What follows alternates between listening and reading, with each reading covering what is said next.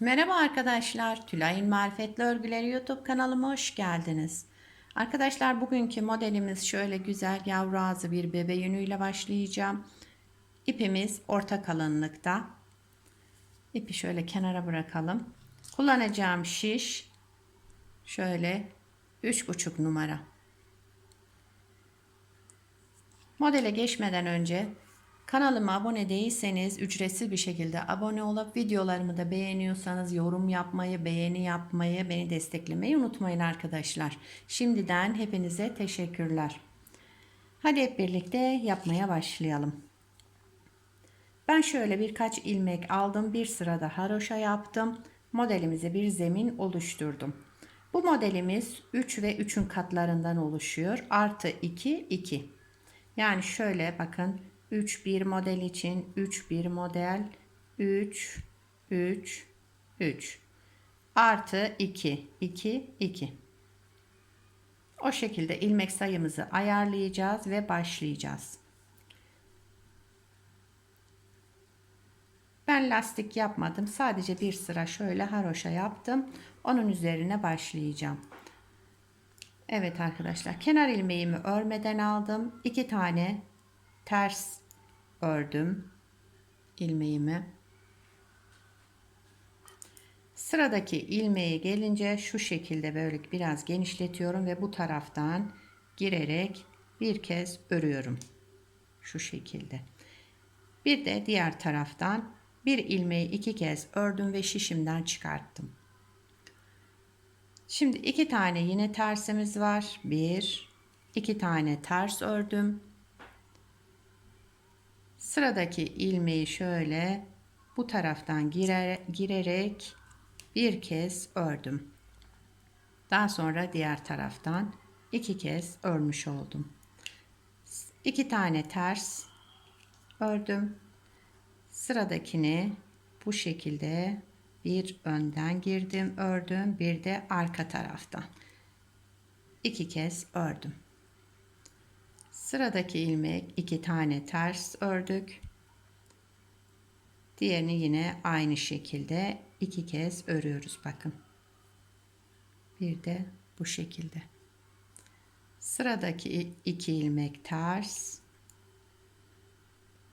Bu ilmeğe gelince bu taraftan giriyorum, örüyorum ve şişimden çıkarmadan bir kez de diğer taraftan örüyorum.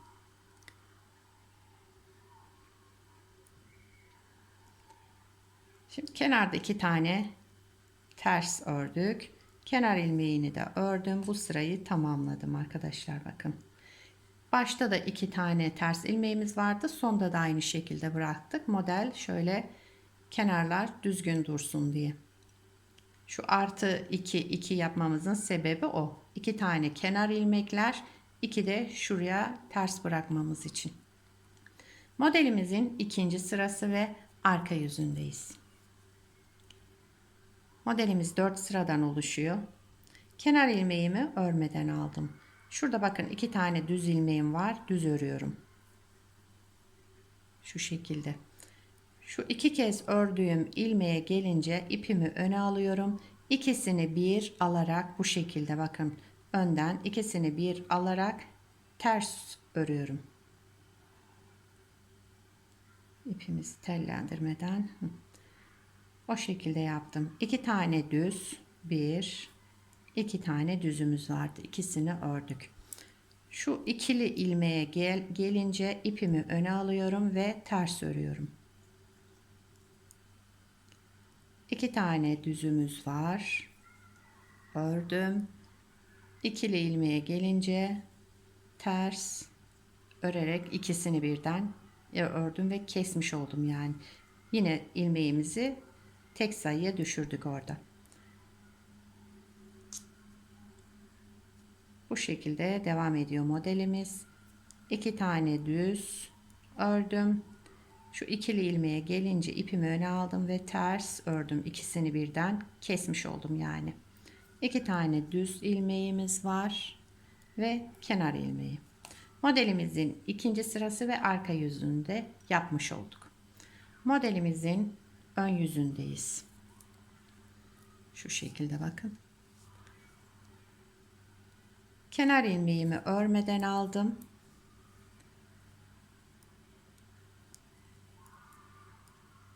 Üçüncü sırada ön yüzünde bütün ilmeklerimizi düz olarak örüyoruz arkadaşlar. Bütün ilmekler düz. Başka hiçbir işlem yok üçüncü sırada.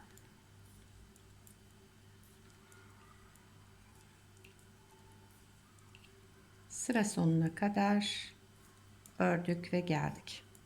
Kenar ilmeğini de ördüm. Üçüncü sırayı tamamlamış oldum. Şimdi modelimizin dördüncü sırası ve arka yüzündeyiz. Kenar ilmeğimi örmeden aldım. Dördüncü sırada bütün ilmeklerimizi ters örüyoruz arkadaşlar. Sıra sonuna kadar ters örerek devam edelim. İpimizi şöyle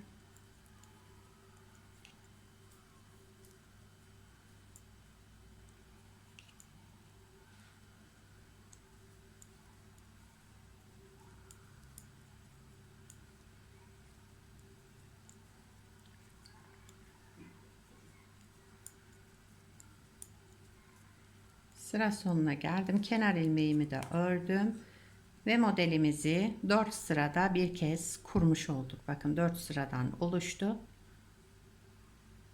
Şimdi bir kez daha kuralım arkadaşlar. Kenar ilmeğimi örmeden aldım. 2 tane ters örüyoruz. İlk başta 1 2 tane ters ördüm. Sıradaki ilmeğe gelince şöyle biraz genişlettim ve bu taraftan girerek bir kez ördüm. Daha sonra diğer taraftan bir kez daha ördüm. Bir ilmeği 2 kez ördüm. 2 tane ters ördüm. Bu ilmeğe gelince bu taraftan girdim, ördüm ve diğer taraftan 2 kez ördüm. 2 tane ters örelim. Bu ilmeğe gelince buradan bir kez ördüm, bir kez de arka taraftan. 1 2 ters ördüm. Sıradaki ilmeği bir önden bir de arkadan örerek 2 kez örmüş oldum. Sıradaki 2 ters ördüm. Bu düz ilmeğe gelince bir önden bir de arkadan ördüm ve modelimizin birinci sırası ön yüzünü bitirmiş olduk. Evet, şimdi modelimizin ikinci sırası ve arka yüzündeyiz. Kenar ilmeğini örmeden aldım. Sıradaki 2 ilmeğimiz düz. Şu şekilde düz ördüm. Şu ikili ilmeğe gelince ipimi öne aldım ve ters örerek kestim. Tek ilmek yaptım bakın. 2 tane düz. Sıradaki ikili ilmeğimi ikisini bir ördüm ve kestim. Sırada 2 tane düz. Şu ikili ilmek ters örerek kestim. 1 2 düz. İkisini bir kestim. 2 düz ördüm. İkili ilmek ikisini bir ters örerek kestim. 2 düzümüz var. Bir de kenar ilmeğimiz var. Onları ördük ve ikinci sırayı da tamamladık. Modelimizin ön yüzündeyiz ve üçüncü sırası.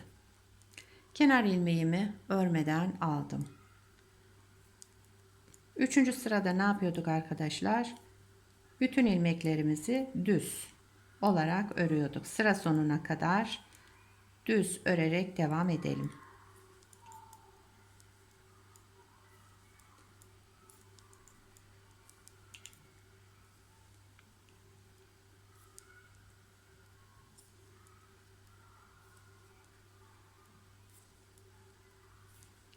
Evet, sıra sonuna geldik. Kenar ilmeğimi de ördüm. Üçüncü sırayı tamamladık.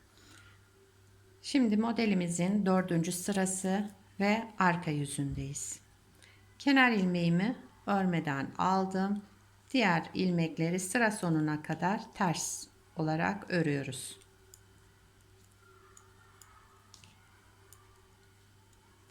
Evet arkadaşlar, gördüğünüz gibi model oldukça kolay. İstediğiniz örgüde uyarlayabilirsiniz. Bebek süveteri, bebek yeleği, bütün bebek örgülerinde bence rahatlıkla kullanabileceğiniz güzel bir model. Kenar ilmeğini de ördüm. Dördüncü sırayı da tamamlamış olduk. Bakın model kendini göstermeye başladı. 2 kez yaptık.